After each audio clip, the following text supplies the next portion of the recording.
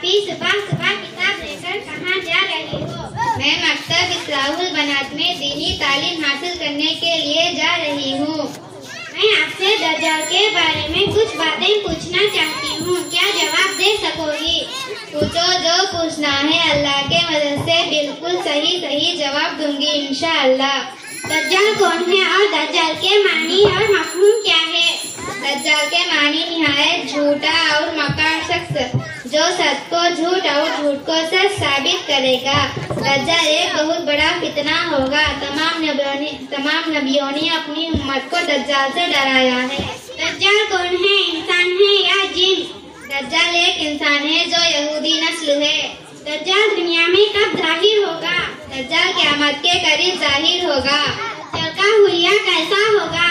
दज्जाल एक आंख से काना होगा, भारी जिस्म वाला होगा, उसकी पेशानी पर काफिर लिखा होगा। दज्जाल दुनिया में आने के बाद क्या दावा करेगा? दज्जाल दुनिया में जाहिर होकर पहले नबी होने का दावा करेगा, फिर खुदा होने का दावा करेगा।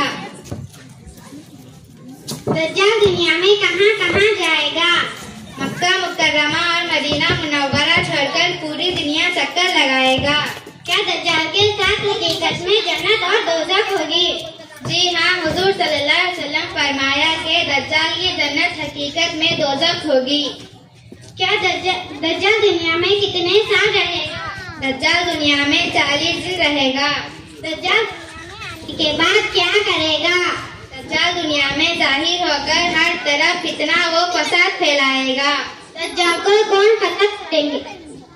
दज्जाल को हजरत ईसा अलैहिस्सलाम कत्ल करेंगे। हजरत ईसा अलैहिस्सलाम दज्जाल को कहाँ कत्ल करेंगे?